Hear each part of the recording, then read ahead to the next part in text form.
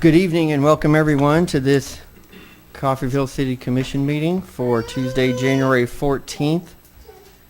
City Clerk, roll call please. Commissioner Edwards. Here. Mayor Hendricks. Here. Commissioner Van Oster. Here. Vice Mayor Faulkner. Here. Commissioner Maples. Here.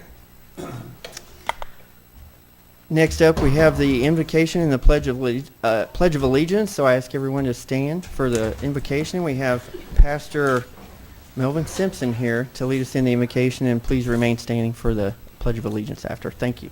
As we bowed our heads, Heavenly Father, God, we thank you for all your many blessings. Thank you, God, Jesus, for letting us see another year. Tonight, Lord, as we pray, Lord, we thank you for your many, many blessings. How you watch over us all night long and you wake us up, Lord. Tonight, as we pray, Lord, we pray for our city, Lord. Pray for this commission, Lord. Pray for every one of us, Lord, to send your blessings down and keep us, God. And we do thank you, God, for all your many blessings. In Jesus' mighty name we pray. Amen. Amen. I pledge allegiance to the flag of the United States of America and to the republic for which it stands, one nation, under God, indivisible, with liberty and justice for all. Thank you, Pastor Simpson. Next up, we have a review of the agenda. All right, next up is the consent agenda, and we have the first item, City Commission meeting minutes from Thursday, December 19th, 2024, and Resolution R-25-01, a resolution to amend the 2025 fee schedule, and then 2025 appropriation ordinance number AO-25-01 for $6,017,339.48. Okay, Yes, let's please. go over some of that consent agenda. First of all, we have payroll this period in the amount of $760,212.51.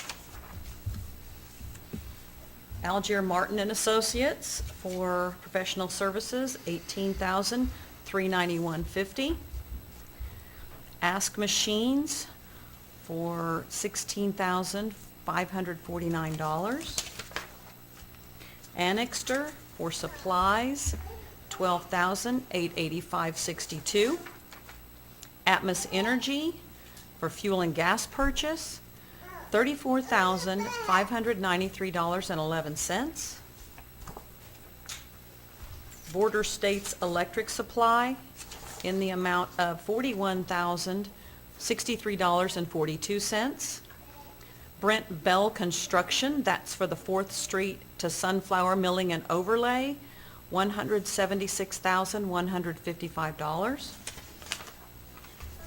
CDL Electric Company for street light installations, $37,199.50.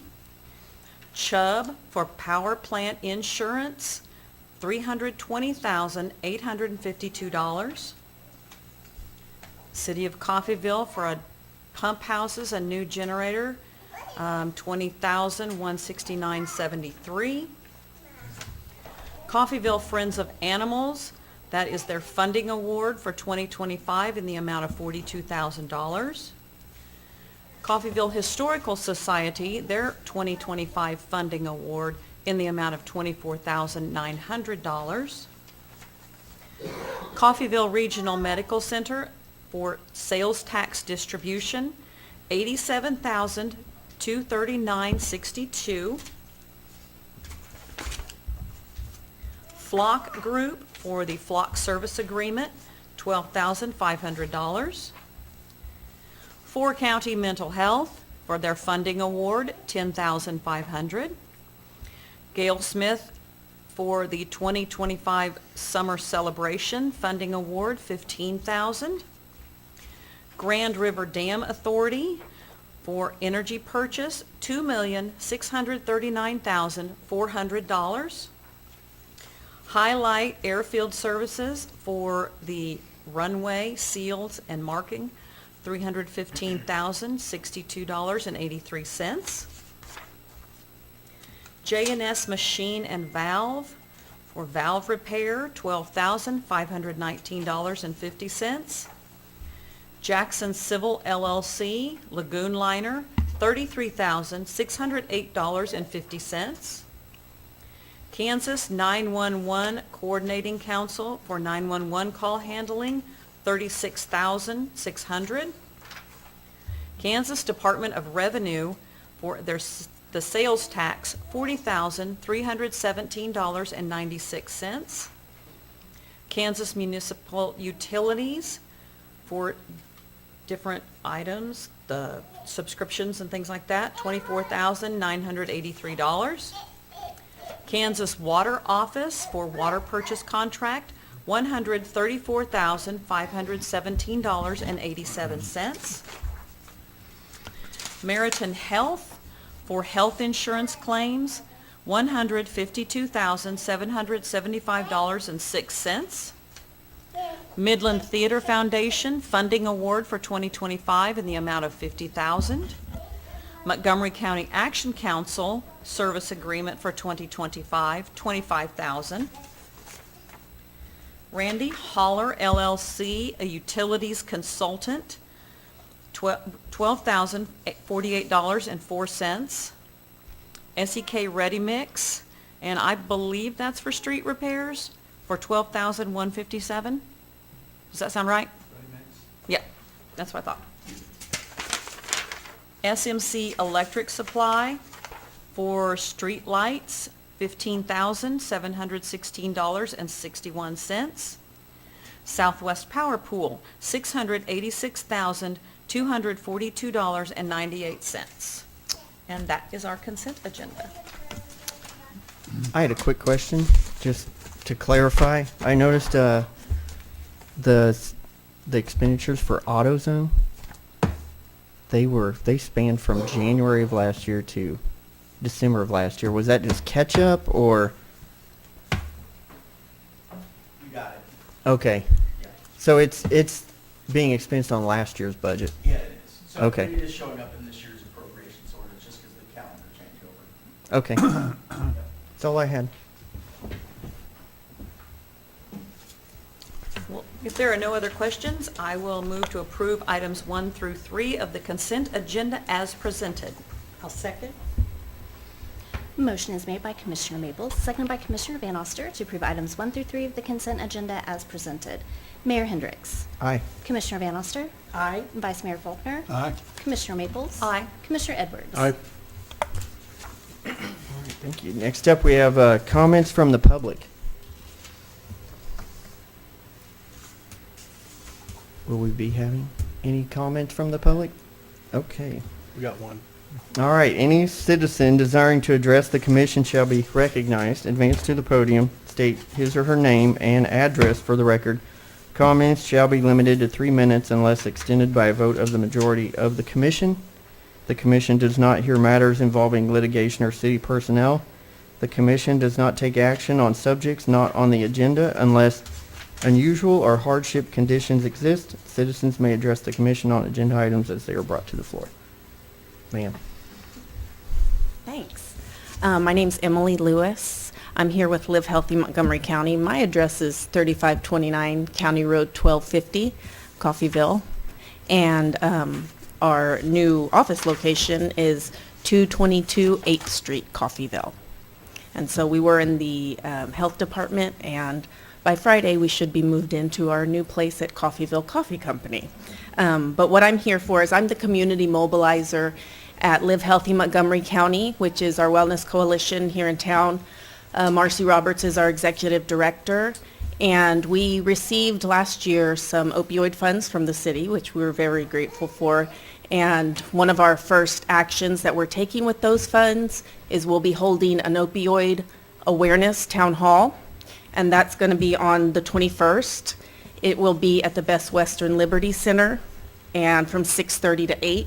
It's open to the public, and we just wanted to inform you, one of the first things we're doing with these funds that we were granted. And so the idea here is to educate the public, kind of give them a lay of the land in Kansas and specifically our county from some of the local professionals. that'll be on a panel answering questions. So we just want to inform the public and answer any questions they might have. And we'll be having gift cards and snacks and all the good things. So we would love to see the commissioners there. We'd love to see you guys there. So that's what I've got. You have a time for that event? Yeah, it's 6:30 to 8 p.m. 6:30 to 8. Thank you. Thank you. Thank you. All right, thanks.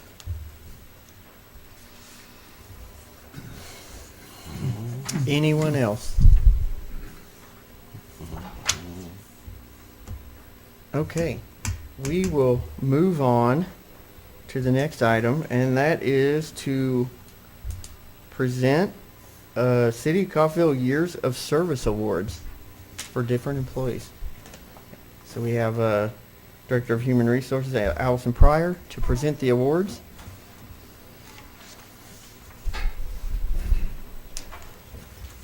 Good evening, Mayor and Commissioners. Good evening. We have a number of employees who are able to be here with us this evening, and unfortunately, they are not all in order. So some of the names I will call, I'll wait for their supervisor to come and present to them their Years of Service Award, and then we'll read the other names of those who were not able to be here tonight. Okay. So we are going to start with Water Department. Steve, if you want to come on up. The first award is for Michael Gates. Michael has been with the Water Department now for the City of Coffeyville for 10 years.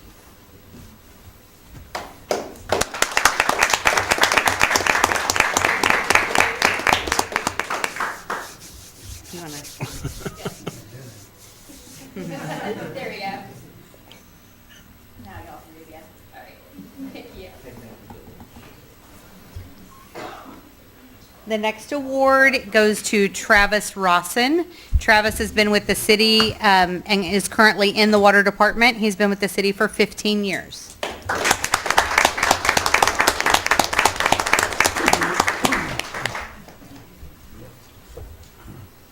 Okay, and then you can, because your other one's not here, right? Okay, then you can go ahead and sit down. Oh, you want to go ahead and do Steve's? Okay. Jim Wright is here to present an award to Steve Smith because Steve has served 25 years with the City of Coffeyville.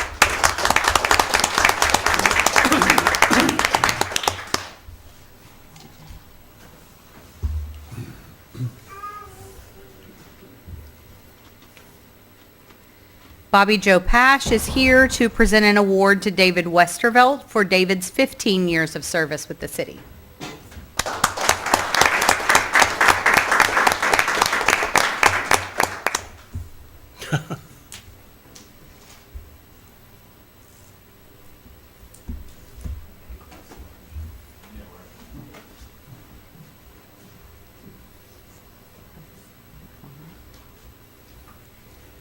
Our Electric Director, Chris Weiner, is presenting an award to Steve Pratt for Steve's 30 years of service with the city.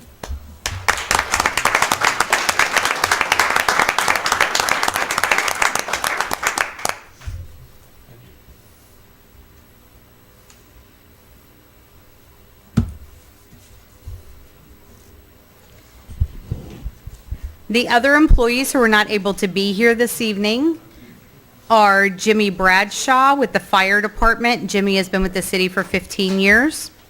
Jason Kassler with the Police Department has also served with the city for 15 years. Kevin Midget with the Fire Department has been with the city for 15 years. With 20-year anniversaries, Jason Matney with the Water Department, Dustin Adams with the Police Department, and then with 25 years of service, Wayne Warren in the Wastewater Department.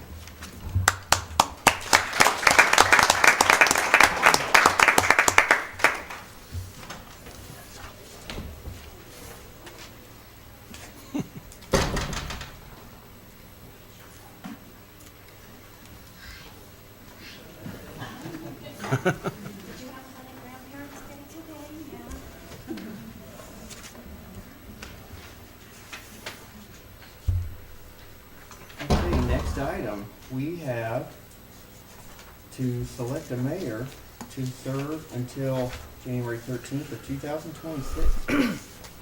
I'd like to nominate Deborah Maples to serve as mayor of the city of Coffeyville to January 13th, 2026. We second that? I would say we don't need a second good. on that. Do I have any other nominations? Okay, we will go ahead and vote. Nomination was made by Commissioner Edwards to nominate Deborah Maples to serve as mayor of the city of Coffeyville to January 13th, 2026. Commissioner Van Oster. Aye. Commissioner Faulkner. Aye. Commissioner Maples. Aye. Commissioner Edwards. Aye. Commissioner Hendricks. Aye. Okay, now we will move on to select a vice mayor to serve until January 13th, 2026. Again, no second is needed. I will open for nominations for vice mayor. I nominate Anne Marie Van Oster to serve as vice mayor for the city of Coffeyville to January 13th, 2026. Do I have any additional nominations? I'll nominate Jim Faulkner. Okay, nomination is made by Don Edwards to nominate Anne Marie Van Oster to serve as vice mayor of the city of Coffeyville to January 13th, 2026. Commissioner Van Oster. Aye. Commissioner Faulkner. I'm sorry, who, Nominating Commissioner Anne Marie. Van Oster for vice mayor. Okay. Mayor Maples. Aye. Commissioner Edwards. Aye. Commissioner Hendricks. Nay. And since we have a vote of the majority, then Commissioner Van Oster will now serve as vice mayor till January 13th, 2026. Okay. So, yeah, let's move chairs. who chairs or? Yeah.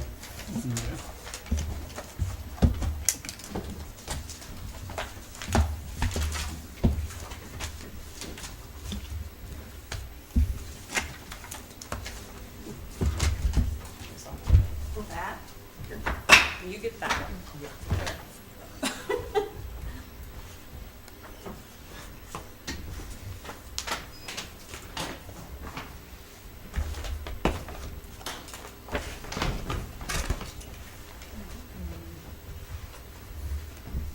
I guess I have to behave now, don't I? She'll thump you. I know. You do, don't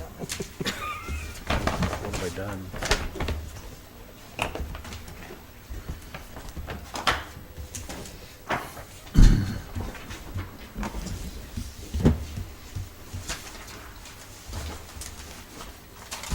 Thank you.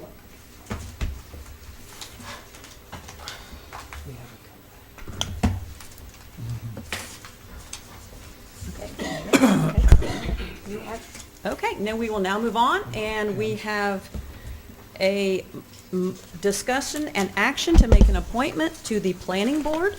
City Clerk Melissa Carter will make comments. Applicant Rick Stevens will be in attendance. Mayor and Commissioners, the 7-member Planning Commission has 2 positions available for terms expiring January 1st, 2028. One of these positions is for applicants outside but within 3 miles of the city limits.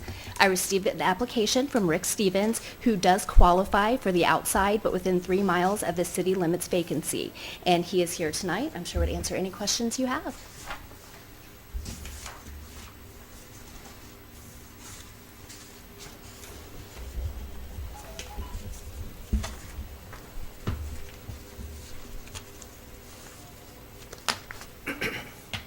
Good evening. Good evening. Good evening. I'm Rick Stevens. I live at 4550 County Road 1400 in Coffeyville, well, outside of Coffeyville. And I just thought I'd put in to do this because they need one that's outside the city limits and haven't had one for a while. And me and my wife own a awards and embroidery business, so I could maybe better help the community and surrounding areas.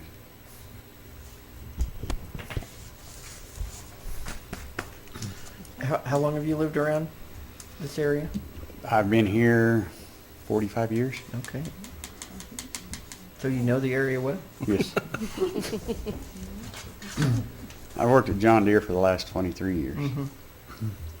So, I have a question for you. yes, sir. There's a concept or an issue that we've dealt with from time to time over the years. It's known as spot zoning. In other words, you have a area that is zoned R1 residential, and someone wants to go in and put some kind of a business and go to a commercial, put a commercial spot in the middle of the residential area. What's your feelings on that? My feelings on it, it depends on what kind of business it is. If it's an at-home business, I mean, why not let them do it? I mean, it's going to create revenue for the city. And if it's an industrial business, then no. I mean, I guess it depends on the location, actually. Okay, thank you. Okay, if there's no further questions, I will move to appoint Rick Stevens to the Planning Commission for a term expiring January 1st, 2028. Second? Motion is made by Vice Mayor Van Oster, seconded by Commissioner Faulkner to appoint Rick Stevens to the Planning Commission for a term expiring January 1st, 2028. Commissioner Faulkner. Aye. Mayor Maples. Aye. Commissioner Edwards. Aye. Commissioner Hendricks. Aye. Vice Mayor Van Oster. Aye. Thank you, Rick. Thank you. Thank you. Thank you. We will now move on to Resolution R-25, 02, a resolution to authorize the issuance of a purchase order to Kansas Eastern Region Insurance Trust for workers' compensation insurance coverage, the City of Coffeyville, to be effective January 1st, 2025 through December 31st, 2025. Director of Human Resources, Allison Pryor, will make comments. Good evening again, Mayor and Commissioners. The item before you that you have is for workers' compensation coverage for this year of 2025. The City of Coffeyville has been a member of the Carrot Insurance Trust for workers' compensation since 2013. Carrot provides comprehensive risk management services, including in-person and virtual safety training and on-site risk assessments. City staff regularly complete online safety training through Carrot's partner, which is called Safety National. It's an online training portal, as well as in-person sessions. In December, Carrot representatives conducted on-site training, including forklift train the trainer certification, silica exposure awareness, and excavation and confined space training. We have already scheduled with Carrot for this year for them to come and provide slips, trips, and falls to reduce that type of frequency of accident as well.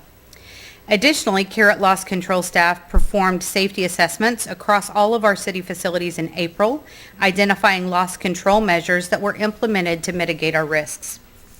The city's workers' compensation premium structure is based on standard industry workers' compensation codes, which classify jobs based on risk levels. While higher risk classifications result in higher base rates, the city has successfully offset these costs through premium discounts earned via participation in what's called the Carrot Plus program. The Carrot Plus program rewards members for adhering to best practices such as timely claims reporting, pre-employment physical assessments, wellness programs, public safety evaluations, facility inspections, safety committees, and more. For 2024, our staff received a 5% discount on our overall premium, and as of today, I completed our scorecard review, and we have received another 5% discount for this year. 5%, by the way, is the max discount that they give. Carrot also provides targeted training to reduce frequency and severity of high-risk injuries. Since 2014, the city has been eligible to receive dividends based on the entire group's performance. This year, we received a dividend of $18,067, which has been applied as a credit to reduce our overall premium. In the coming years, we will continue to emphasize training in high-risk areas and conduct additional on-the-job safety inspections utilizing our safety committee to enhance workplace safety and maximize our premium savings. The renewal quote that you have before you for workers' compensation coverage for 2025 is a total invoice of $260,663. That's an increase of $42,093 from last year. The factors that contribute to that increase are although the city's experience modification factor has decreased by 11.11 since last year, The savings from this reduction are offset by increased payroll costs. In addition, there's medical inflation of 6 to 10% annually, along with large claims within the pool resulting in across-the-board premium adjustments. After applying the $18,067 dividend credit, the city's adjusted premium for 2025 is $242,596. Our continued focus on safety initiatives and risk reduction strategies will remain critical to controlling costs under workers' compensation code structure in the future. If you have any questions, I'd be happy to answer those for you. Not so much a question, just more of an observation. As we are all have seen in our own insurance policies, you used a phrase, large expenses in the pool. So basically, we're paying for everybody else. When somebody else has a huge claim, ours goes up even though we didn't. Our percentage goes up based on our personal modification factor. So our modification factor is a percentage that they value, and they either adjust up or down on our premium based on the number, frequency, and value of our claims. Well, how does that pool figure into it? Well, the pool figures into it in that when we're part of a pool, when the pool does well, we get larger premium, larger dividends back. And when the pool has larger claims, sometimes we get a lesser premium back. This year, they have adjusted, Carrot overall has adjusted the amount that they are keeping in their slush fund, in their cash on hand that's available. And so they went ahead and approved a 30% dividend for us, but sometimes that plays into that factoring in of their whole actuarial computations of the amount that they're willing to give back. Go ahead. No, go ahead. So the pool we're talking about, this is bigger than the city of Coffeyville. Yes. A lot bigger. Many other right. towns, or what pool are we in? There are 18 member cities and counties within Carrot. So Carrot is Kansas Eastern Region Insurance Trust. Okay. The majority of the membership are cities and counties in the Kansas City area, but there are others from across the state that join Carrot as well. And then you mentioned a 5% additional discount. Now the numbers here say it went up 42,093. We got a 18,000 dividend. That's 24,000. So is the 5% included in these numbers or on The top? 5% is not included in those numbers, so we will see that as a reduction in our premium. And as they go through our payroll audit, because we're right in the middle of payroll audit season, if our payroll is above what it was that we had projected for 2024, we could owe in. And if it's below what we projected for 2024, then we could be entitled to an additional refund later in the year. So does the extra 5% basically get us almost even with last year? Sometimes. I'll know more once we have numbers back from our payroll audit. Don't your claims stay on there like 3 years? Yes. And There then is they a drop off? 3-year lag on claims. So for 2025, they do not include yet claims from 2024 because we were still processing all of those. So the years that are included in that computation are for 2023, 22, and 21. Okay.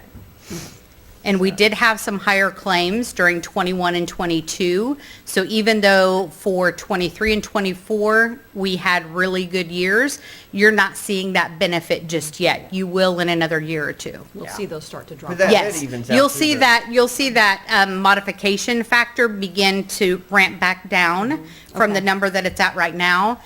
When we did our scorecard review today, they told me that our average injury cost for 2024 was $2,000.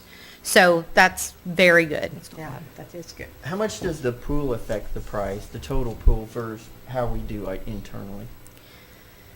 I would need to let you talk to an actuary Okay. to tell you how I was wondering exactly it which is had that the works. heavier weighting. The answer is both.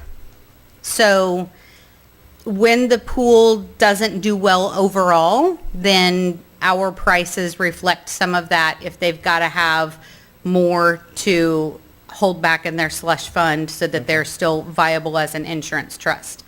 when the pool does really well, then they're able to reduce the increase on your next year's premium or increase dividends. So it all varies, but it all has to keep that perfect balance for them to stay viable as a trust.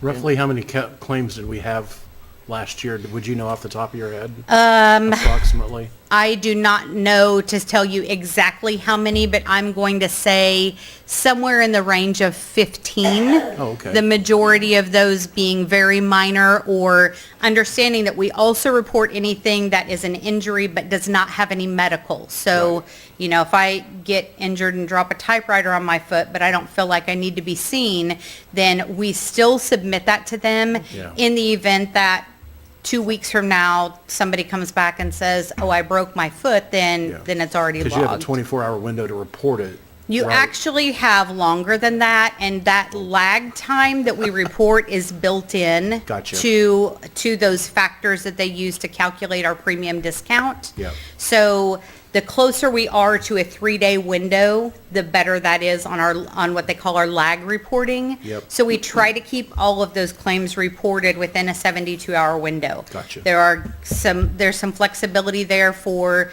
things that happen on the weekend or things that happen on a holiday and some of that kind of thing. But the average is about 3 days. So that's what we try to keep that reporting time to. That's good to know. And the chart you gave us? Yes. I find it interesting, some of the rates and the categories. Yes. And the higher some of them are. That wonder why they are, like public library or museum. Yeah. 3.28. Yes. How? I'm just curious. So those are all based on NCIC codes and Right. rates. And so Okay. those are all set on a federal level. Right. And then how much it is that our mod factor modifies that up or down depends on the total overall premium that we end up Okay. paying. I just thought that was interesting. Yes, it is. Some of them are interesting. And this, just a clarification, this is run through the state, or is this a private, what is Kansas Eastern Okay. Region Insurance Trust? Kansas Eastern Region Insurance Trust is the trust pool. It's administered by a group called Thomas McGee out of Kansas City. So it is a trust pool that's filed documentation with the state to indicate that they are an insurance provider. Okay. So they're able to provide our insurance, but not as a company, as a separate trust fund. Does that make sense? Okay.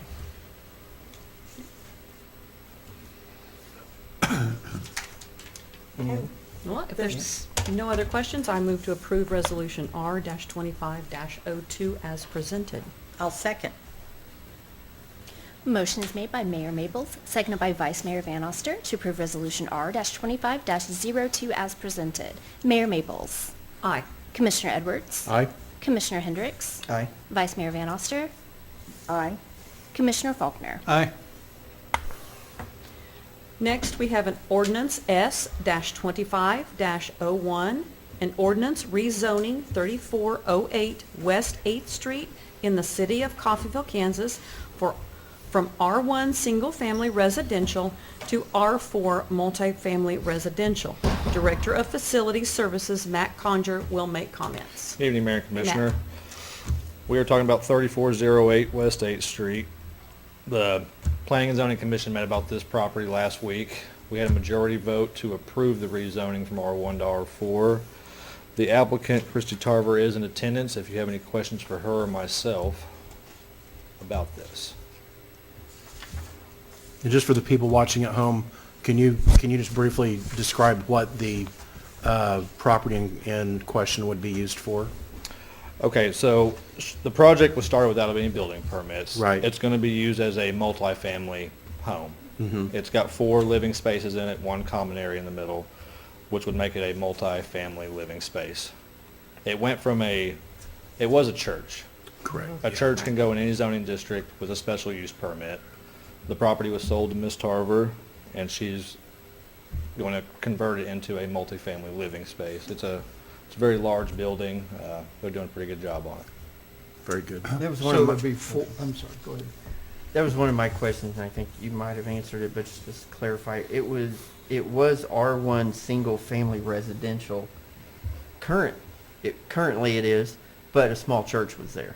A And- church can go in any zoning district per our zoning ordinance with a special use permit. Okay.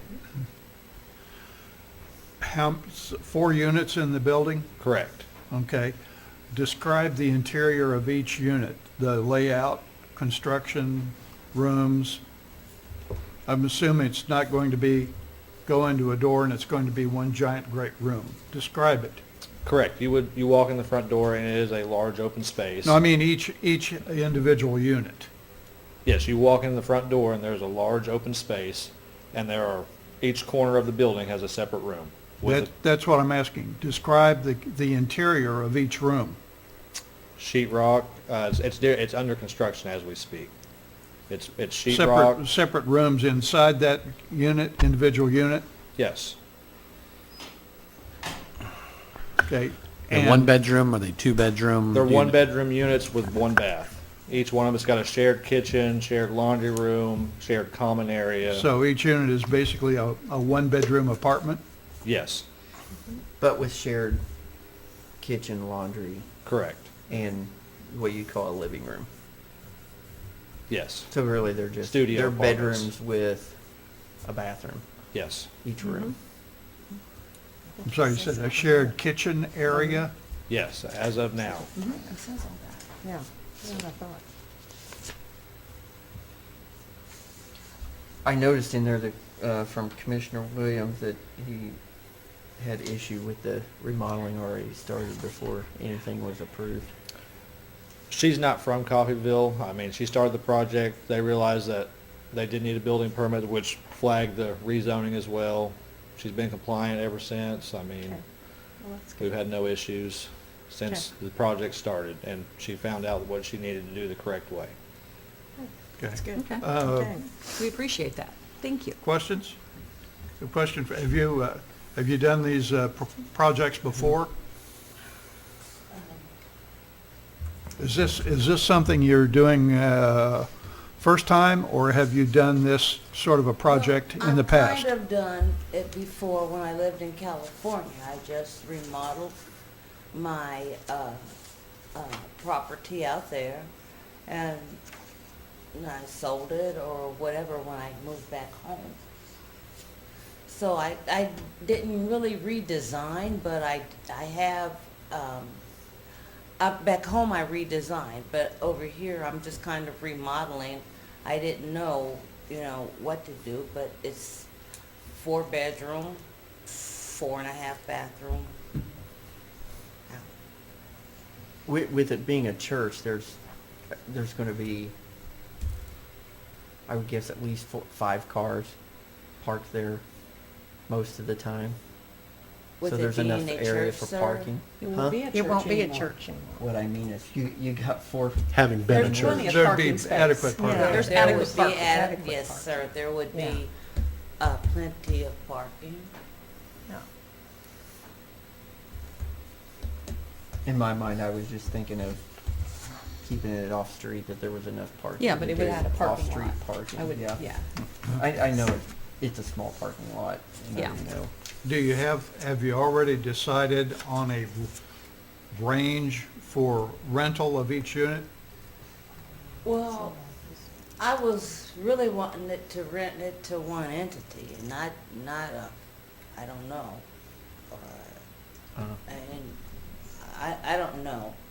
It started out 10 years ago, it was going to be a host home. And that was one of my dreams. And then it turned, I said, if I do a host home or something, maybe if I get a piece of property, but throughout the years it went from host home. But if I do a host home, I need funding. I don't know, or if I was to do teenage girls who are aging out of the system, or if, it's been a whole bunch of ideas that's like running around. What happened was my mother passed away, and I went into, I guess, the mourning stage, and I was just kind of waking up, and then this just came through. I didn't mean any disrespect to anybody by not getting No, you're fine. permits or anything. I just didn't know I had to do that because when I was in California, my general contractor, he knew what he was doing, and he did it all. And I thought it was just go in there and, just say this, and this. Because that's what he did. He did this, and this. And Well, that gives you, this configuration gives you several options, doesn't it? it does. Yeah. Okay, All right, thank you. thank you. Move to approve first reading of ordinance S-25-01 as presented. A second. Motion is made by Commissioner Edwards, seconded by Commissioner Faulkner to approve the first reading of ordinance S-25-01 as presented. Commissioner Edwards. Aye. Commissioner Hendricks. Aye. Vice Mayor Van Oster. Aye. Commissioner Faulkner. Mayor Maples. Aye. Thank you. I hope you do well with that. I drive by it on my way to work. It looks good. Next, we have Resolution R-25-03, a resolution to approve the final plat of replat of lots 1 and 2 of Block 3 and lots 23 and 24 of Block 6, Klein's Westwood addition to the city of Coffeyville, Kansas. Director of Facility Services, Matt Conger, will make comments. Mayor Commissioners, the original plat for this, Block 3 and Block 6 of the Westwood Edition, Klein's Westwood Edition, it has lots 1, 2, 23, and 24 all facing Grandview Street. This final plat will rotate those lots to be adjacent to Gibson Street like the rest of the block is. We're doing this a lot of this area of town has plats like this, and it runs into utility issues because if we do that, then we're trying to run electric and sewer through someone else's backyard. It leads to issues 25 years from now when there's an issue. We just need to get those lots turned. That's all we need. Matt, let me make sure as I'm reading this. This is Edgewood. You said Gibson. I'm sorry, yes, Edgewood Street. This is not the lots on Gibson. This is not. This is Edgewood Street. Okay. This would be the lots closest to the bowling alley. Yes. Correct. Yeah. Okay. Turning them facing Edgewood. Yes, Edgewood Street. Okay. Move to approve resolution R-2503 as presented. Second. You're fine. Motion is made by Commissioner Edwards, seconded by Mayor Maples to approve Resolution R-25-03 as presented. Commissioner Hendricks. Aye. Vice Mayor Van Oster. Aye. Commissioner Faulkner. Aye. Mayor Maples. Aye. Commissioner Edwards. Aye.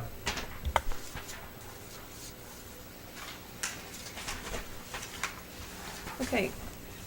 Resolution R-25-04, a resolution to authorize the transfer and expenditure of economic funds to the Housing Fund for the New Developer Incentive Program.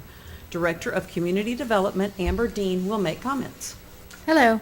We're here tonight to approve a resolution to transfer $106,926 from economic development to the housing fund for the developer incentive program that we've developed. Can you kind of go through a little bit about the package so Yeah. that those watching or listening or whatever can? And Commissioners, let me jump in. So this is similar to our was called senior housing program. It's now emergency weatherization and also Paint Your Town. So the funding comes from sales tax, have a specific purpose. We change these programs, these incentive programs, as necessary. So this is specifically to move the money so that we can operate a program like this, not necessarily to approve that program. I just want to clarify that within that resolution. So that is our current plan for incentivizing, and moving this money over is I guess an auditor. What's the? Technically, it counts as an expenditure from that fund, so we have to authorize that expenditure since it's over. Okay. Yeah, so specifically asking to move the money, but we're also showing you within this what our current incentive package we want to offer. Now, to reference some meetings past, we've talked about different developers that have come to town, and we started down the path of trying to build out incentives specific to each developer. And a lot of work from Amber and the housing departments, we've determined to come up with, a incentive that developers can then apply for versus trying to figure out each of them. So I didn't want us to get lost in going through the details of that plan, because really that could Right. change frequently depending Right. on who's coming, who's asking, what those incentives are. So the focus really is on moving that money so we can implement a plan like that. Question, so this is an expenditure to move it to a different fund. So when those get expended out of that new fund, do we have to authorize that expenditure again for each instance as a developer submits an application or whatever?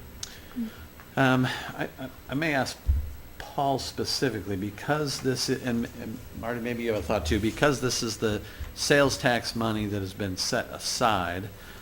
Or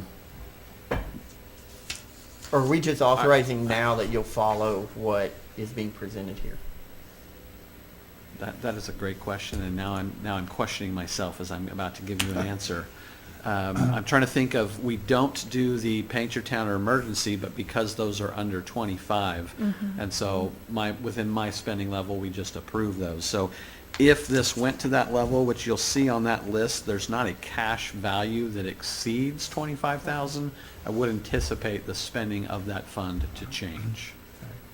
I have a question, just more of a curiosity on a program of this magnitude, and I'm in favor of it, but I would have expected to have seen this rounded off at 107,000. I mean, that seems like a rather unique number, $106,926. I mean, where did that come from?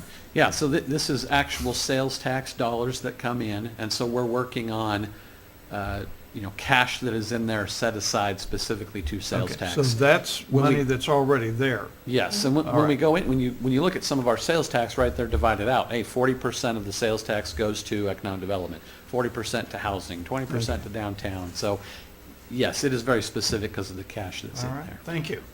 So my question is, on that particular sales tax, are we, by transferring this money from economic development to housing, are we now not using that money for the purpose that it was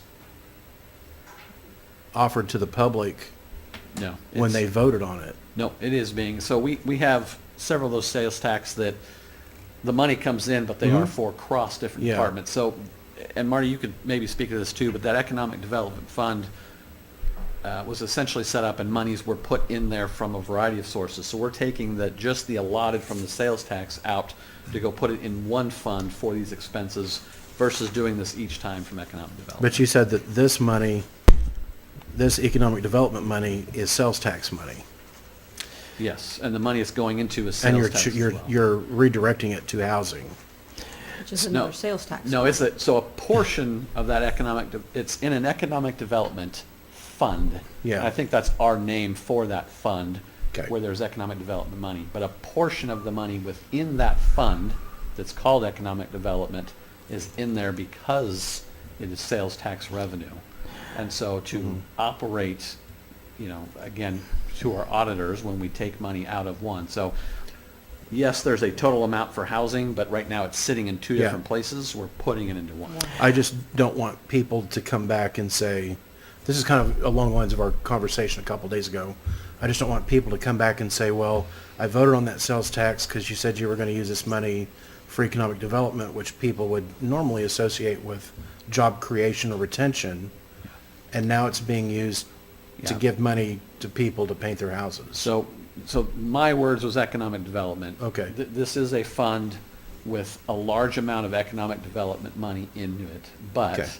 it has also been transferred in money for, again, our sales tax get real weird, right? Yeah. housing, economic development. Well, when we split and them up like downtown. that, yeah. Yeah, so Yeah, I when got that you. money comes in, it's difficult for it to come in and immediately go. It comes to one place, and then we And then we divvy have out. to disperse it from there. Yes. Gotcha, thank you. Yeah. Sorry. And it's probably worth noting that when we earmark something as economic development, generally speaking, that is a very broad term that could be justified for a number of different expenditures. So improving, say,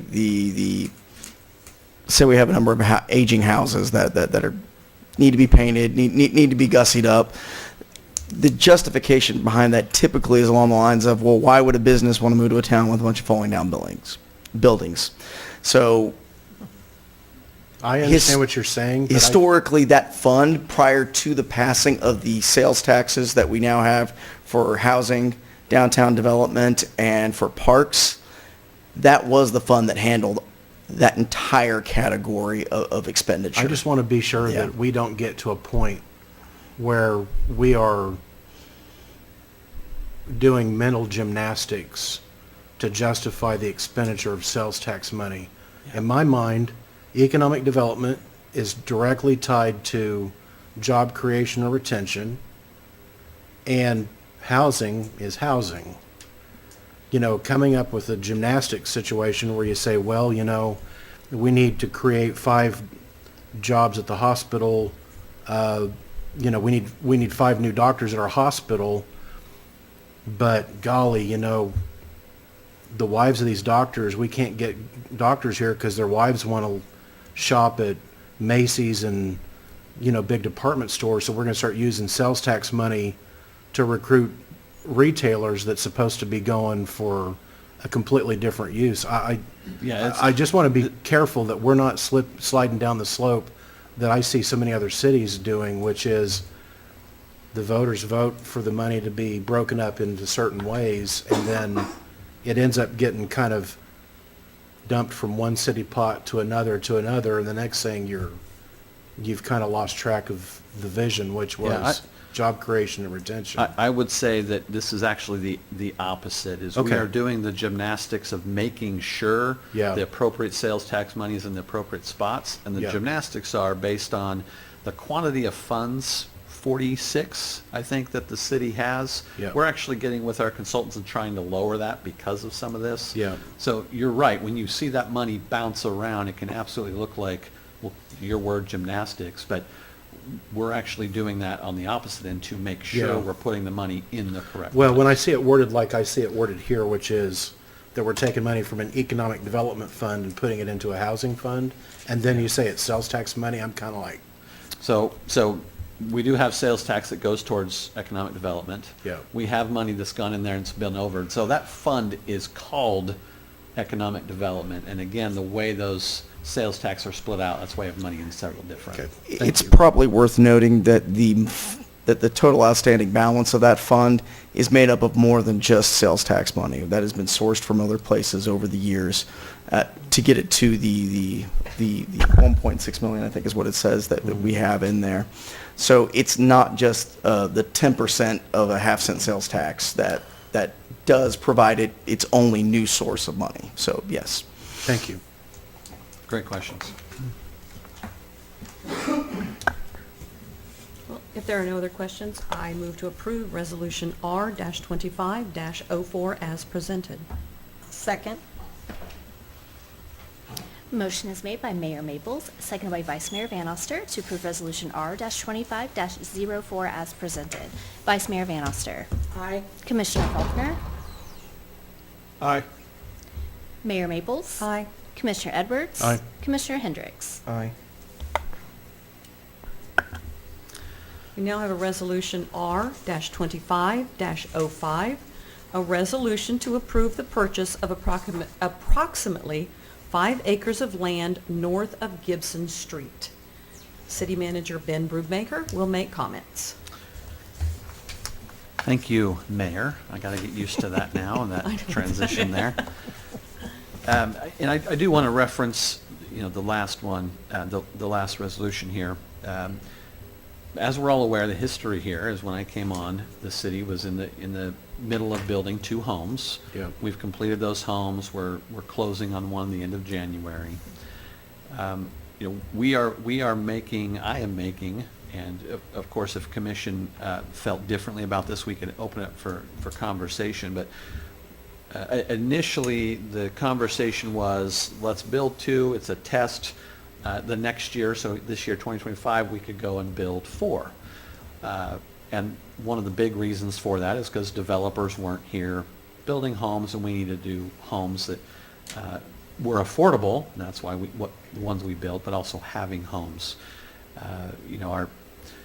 Our Montgomery County Action Council and partners within the county would say that the county has the need of 500 homes. So you've seen independents get a lot of property, and they're developing. We've got our 100 acres.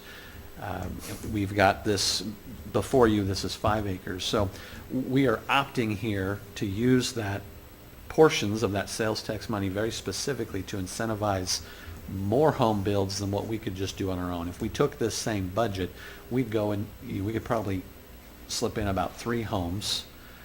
By doing this, there's a potential here with that current packet to go and get 10 homes off of just this money alone. And we have developers wanting to build more than that right now. So we believe we're in a good state. We believe that we're pulling back and allowing private business now who has shown up to go and build homes and not be in the home building business ourselves, even though we did experience success with these last 2 homes. So with that, this resolution that you have before you is to purchase real property. This is approximately 5 acres of land. This is just on the other side of the resolution that Matt Conger brought you. This would be the continuation, if it existed, of Gibson Street. And there are approximately 16 lots within that 5 acres. And so by purchasing this property, by the way, I know that this may come up. This was designated at one time. In fact, when I first got here to the city, they were hoping for senior living. Yep. The partnership that attempted to do that couldn't get it done. And so the property came back up for sale and has been for sale for quite some time. So we're coming in now to purchase this, again, to get those 16 lots. We will need to put, nearly $1 million, if not just over, of improvements in to go and develop this. But we believe we can do this area quicker than what we can get done on our 100 acres. This is already platted. We will need to make an adjustment of the north 4 lots, just like the street next to it. And we'll go in and have those details. Obviously, that will come back to you on what the plats look like, what we intend to do with the road, and the cost to go design that out. But this is, again, we've got developers lined up, and we want that availability of lots for immediate build. Now, we have some developers that are looking at infill lots very specifically, and we want to encourage that as well. But we also have developers that want those new lots. And so this purchase, we believe, will get us these 16 lots quicker than what we'll be able to do on our 100 acres. And these would be R1 zoned lots for market rate houses, not low income. Correct. Not income based. Correct. Okay. Matt, is that street currently R1? Do we may have to go and take that to... I think some of it is zoned agriculture at the moment. Okay. We might have to rezone some of it. Most of it's zoned R, which is the most restricted residential. Okay. And your 2 city houses came in under budget, correct? Under or right at. I think the smaller one, yes, we're just $1,000 or $2 under. The bigger one, we may be $1,000 or $2 over. So we're close to that zero sum there. Of course, we have to sell the other one. Right. Because then we're way under if we don't. If there's no other questions, I will move to approve Resolution R-25-05 as presented. Second? Motion is made by Vice Mayor Van Oster, seconded by Commissioner Hendricks to approve Resolution R-25-05 as presented. Commissioner Faulkner. Aye. Mayor Maples. Aye. Commissioner Edwards. Aye. Commissioner Hendricks. Aye. Vice Mayor Van Oster. Aye. Next, we have... I probably should have Okay. said That's never, you don't want to hear that after a vote. I apologize. I believe you understand this. We've had conversations in the past, but that property currently is used for ball fields for Recreation Commission. Soccer fields. Yeah. So those are going away. Now, within the first month of me coming here, knowing the commission, Rec Commission, knowing that that property may be going to this other housing, came to me and we started looking for places to replace that. So that's what this next resolution is addressing. These two kind of go together. And Resolution R-25-06, a resolution to authorize a purchase order to Mueller Construction for construction of soccer fields in Feaster Park. Director of Parks, Jared Powers, will make comments. Mayor and Commissioners, since you've bought the property, City Recreation has 7 soccer fields on that property, and we've been looking to find them a suitable location. The location north of the Aviation Museum is unused. All we do is mow it. It's rough terrain, rocky, but we got a proposal from Muller's Construction for $29,885 to put a 4-inch cap of dirt on it and remove some trees, some concrete, plant some seed, and City Rec has agreed to maintain that property and mow it. So it'll be one less piece of property we have to mow. Yeah, we may have to mow some of it, but not all of it. But Okay. Okay, all right. you have any questions? When it comes to the fields currently there and that kind of where Gibson stops, right? We have a parking issue down there that Rec Commission has identified. So as we looked at these properties, we felt this was the best to really spread that parking out, the coming and going of those, whether it's soccer or football games. The other benefit to Feaster Park is we continue to try to have this area in our community where people can go to and we can have events, right? We're also working on the fountain and restoring that there. Of course, we have the park, we have the golf course, we've got the aquatic center. Our hope is that traffic up there, even in the aquatic center, well, now we're coming up, there's a lot more traffic. That will be a boost to the aquatic center and the needs there. So I think there's going to be a nice symbiotic relationship for everyone going up there for ball games. Play a And we'll soccer continue game to and go build swim. out that area and come to you with other plans for that park, that side of that community development of that park. Move to approve Resolution R-2506 as presented. I'll second. Motion is made by Commissioner Edwards, second by Vice Mayor Van Oster, to approve Resolution R-25-06 as presented. Mayor Maples. Aye. Commissioner Edwards. Aye. Commissioner Hendricks. Aye. Vice Mayor Van Oster. Aye. Commissioner Faulkner. Aye. All right, Resolution R-25-07, a resolution to approve task order number 6 with Lochner for runway 1735 pavement investigation analysis and report. Director of Parks, Jared Powers, will make comments. Mayor Commissioners, runway 1735 is scheduled to be milled and overlaid in 2027 as a 95% FAA, 5% sponsor grant for design and construction. This pavement investigation is a requirement of FAA. If approved, the local sponsor match would be $4,900. It is a $98,000 lump sum, but we will get our return back at 95%. Okay. All right. Any questions? You have none? Once, I understand this is an FAA requirement, Yes. but once the work actually begins, how long will that put the airport out of commission? A couple of weeks just for this, to do the investigation. Okay, a couple of weeks for this, but They're for gonna the drill- actual runway construction, how long will it be out of service? A while. They have not told me how long. They're going to drill 50 holes in the runway to find out what the aggregate is underneath so they know how much to mill off and overlay. Something else to let you know, we've done some, I know you guys in the past, they don't want to fund the full width. We've done some conversations with FAA and we have finally got an answer that they will fund the full width of the runway. Awesome. And this is Thank going you. to, That's this is going to awesome. be a 95% grant instead of a 90-10 on construction. Oh, wow. Good. But we need to do this part now because we have some NPE funds that are going to expire. Yeah. We had some last year we had to give away, so if we do this design and testing now, we won't have to give those funds away. Okay. How many private plane owners are utilizing hangar space there that will have to go somewhere else? Well, Is there any provision to go to Independence? Well, we'll still make provisions to use the crosswind runway because Okay. it's not going to be affected. All right. Now, at some point, when they do the intersection of those two runways, Then you're then we shut will down. have to close, yes. Yeah. Okay, all right. If you have no further questions, I will move to approve Resolution R-25-07. Second? Motion is made by Vice Mayor Van Oster, second by Commissioner Edwards to approve Resolution R-25-07 as presented. Commissioner Edwards. Aye. Commissioner Hendricks. Aye. Vice Mayor Van Oster. Aye. Commissioner Faulkner. Aye. Mayor Maples. Aye. Thank you. Thank you. Jared.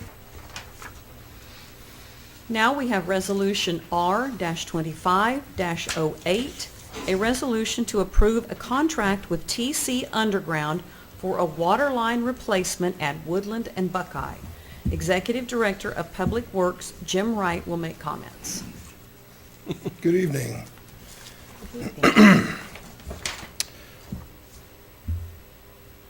As you guys, I think, are fully aware that the city of Coffeyville is in the process of improving the streets around Coffeyville. As part of this process, it's recommended relocate and replace water lines that are located under city streets to ensure the street projects are not impacted by water main leaks during or after construction. These relocations will help both the water and the street departments maintain infrastructure within the city. This particular project is on Buckeye and Woodland. Okay. And it is replacing a leaking 16-inch water main along the west side of Buckeye. And right now it ties in to a 10-inch that goes west underneath that intersection. And you guys are aware that we're having a Rails to Trails project that will be coming through there and adding a sidewalk or a walking trail along the west side of Buckeye and then up Woodland. So this is going to replace the water line that is underneath there. So when we do the overlay and also the walking trail, we'll have a new water line underneath there. Currently, the water line is leaking and has been for years. Also, the tie-in of the 10-inch line is directly under the asphalt. It runs up the hill under the asphalt. So we're going to make the tie-in to the north side of that intersection and bore it on an angle so that it does not run the full length underneath there. That's one of the main lines from the hill, isn't it? Yes. Yeah. Yes, it is. Did you receive any other estimates from anybody? No, we did not.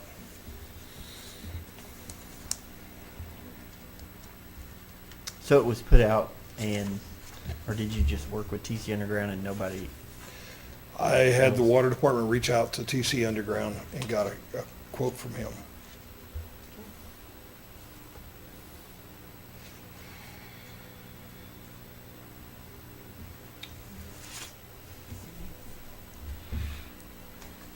I think it may be interesting to note, and Jim, I may be asking him to say this earlier, or maybe he wasn't planning to say, but the quantity of miles of line to what we've replaced in the last however many years, you say what that is again? The city has replaced approximately 5 miles of our 100-plus miles of water line since 1999. So in the last 26 years, we've replaced less than 5% of our water lines. Over the weekend, or it was early Monday morning, about 2 o'clock, I got a call about the reservoir was draining and they were out looking for a leak. They found it in a wooded area in the north part of town between Grant and Spruce. Oh my God. So we had lost, it took them 4 hours almost to find it, and it took them another hour to locate shut-off valves. So lost nearly 3 million gallons during that.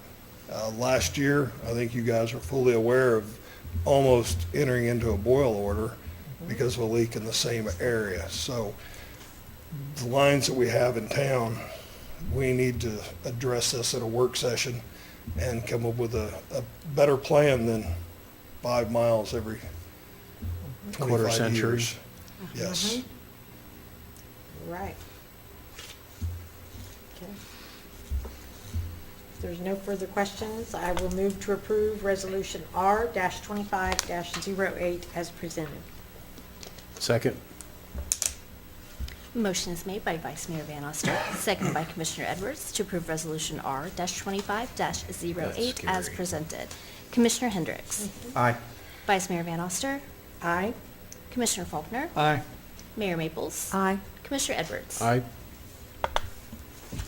Now we have Resolution R-25-09, a resolution to approve a contract with TC Underground for a water line replacement at Woodland and Klein.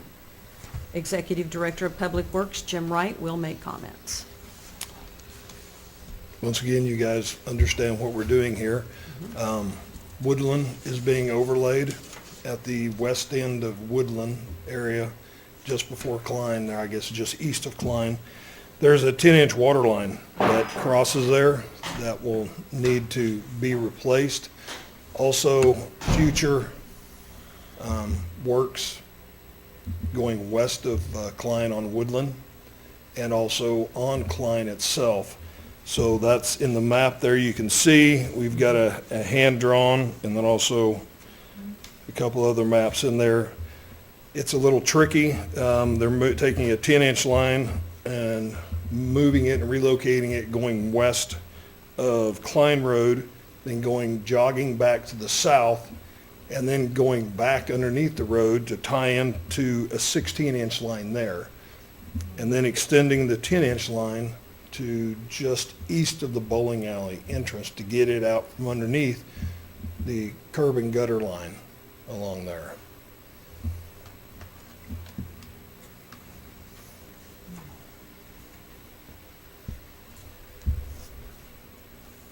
I guess I'll ask the question. You're satisfied with the estimates from TC Underground? Yes. According to your own calculations or estimates? Yes. As we're gonna talk about this in work session, are the mains like this that you're replacing, those are the main culprits of the leaks versus some other smaller lines that offshoot from the mains? Well, they're all over town is where they're going. Yes, they are. What it is, it's the settlement of our soil and that we have here, a lot of clay. When it shrinks and swells, it moves these pipe and twist. Also, we were just became aware of when you do bore water lines like this and they are stretched and their fittings are put on, well, when you pull those through under your bore, they're under tension. And then over time, they shrink up. So they cause leaks too. So that's some of them, but I think a majority of it is the older line. I know when it was put in, some of the cast was put in with a 80 to 100 year lifespan. Well, I think some of ours is approaching that. Also, that's if it doesn't get nicked by a rock or a piece of equipment and then the corrosion starts prematurely. And they're also put in shorter pieces so they have more joints to leak, so.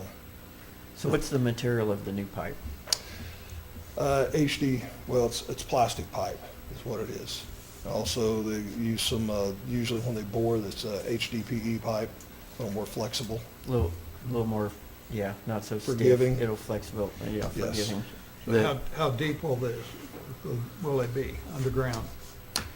I can't answer that. I'm assuming they're going to be at least 36 inches with these mains. Okay. I noticed that will go under the parking lot access points there at the Masonic Lodge. Will cars going in and out of there with that asphalt up and down, will that cause any leak problems? No, sir.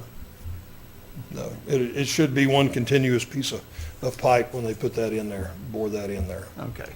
You may not have this information, but if anybody told you, these two mains, do you have any idea how many leaks that these incurred in the last 20 years? That these are going to replace, that basically eliminate? I can't answer it. The one on Klein, the one on Buckeye, I know it's been a continuous leak for a decade or two. I'm good.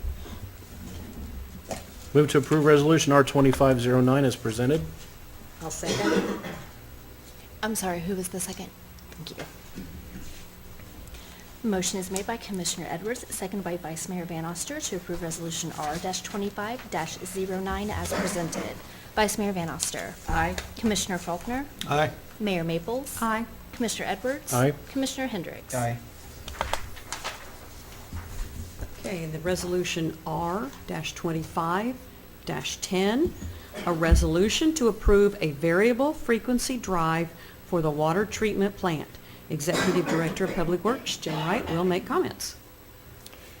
The VFD for the water treatment plant, it works in conjunction with the high surface pumps to move the water from the treatment plant to the reservoir up the hill. The VFD we will be replacing is obsolete. It has already failed once, and it's only because we have a really good group of guys out there that are able to put things back together and make them work. I think all of you have taken a tour and seen what they do and what they're working with. So they've got this one back together and working. They don't know how long it will last like this. Instead of scrambling trying to patch it back together, they're requesting to get a new one to replace the one they have. Move to approve Resolution R2510 as presented. Second. Motion is made by Commissioner Edwards, seconded by Mayor Maples to approve Resolution R-25-10 as presented. Commissioner Faulkner. Aye. Mayor Maples. Aye. Commissioner Edwards. Aye. Commissioner Hendricks. Aye. Vice Mayor Van Oster. Aye. And Resolution R-25-11, a resolution to authorize the Public Works Department to purchase equipment and vehicles for multiple city departments. Executive Director of Public Works, Jim Wright, will make comments. I'm going to jump in here again.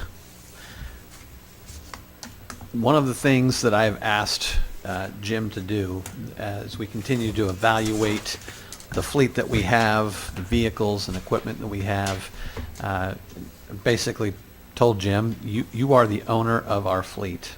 And so rather than have each of those departments come up here and describe that need, I'm having that go through Jim. And we're trying to come up with policy and procedure for purchasing so that you commissioners see things that are consistent each time. I'm talking about the miles, the age, frequency of when we should sell. We have a lot of equipment or a lot of vehicles that are in the 1990s and 2000s, and when you are able to sell things sooner, you can make a little bit more money back, and so there's really kind of a method to that madness. And I felt, as I've looked at history, that it's been more on the madness side, not as much the method. And so that's why Jim's up here, why I've instructed him. And so these department heads have come in and consulted with Jim on what their needs are. And we've looked at different equipment. And so we've got a variety of things that you're going to see here. I do want to mention that, both parks and facilities, as you see, it's not new work. It's new departments. There's new accountability around those departments. And so some of that, it's not because there's an increase of staff that you need those vehicles, but the shifting of the work that's happening throughout the city. For example, mowing. Parks is going to start owning the mowing of the city assets that we have in buildings versus those different specific departments. And so you'll see some of that spread out. But we'll go ahead and turn that back over to Jim for explanation of some of these. Thank you. Currently, I will go over each one of them individually here. I have a spreadsheet there. On first one is Public Works. We have a 2002 Sterling tandem axle dump truck. It's on hold at the state and federal surplus in Topeka. We went up there, they put several vehicles on hold. Some of them are in the Parks Department that will come later.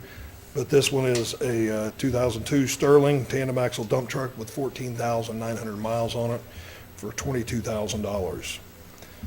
That is something we're requesting to go ahead and get now. Also, we would like to, this is like a blanket approval for vehicles not to exceed, I think it's 35,000. We'd like to get 5 used pickups. I know historically, the way the departments have done it was kept it under $25,000 so it wouldn't have to come before the commission. I don't agree with that whatsoever because you get what you pay for when you buy a 8 to 10-year-old truck with 150,000 miles on it. Of those 5 trucks, 2 would go to public service, 1 would go to wastewater, 1 would go to the water treatment, and 1 would go to water distribution. Also in there's a new 1-ton truck with a dump bed that would go to stormwater.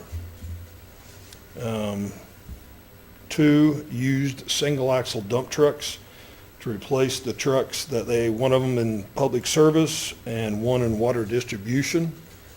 That is not all of the single axles that we want to replace, but that's all we're bringing right now.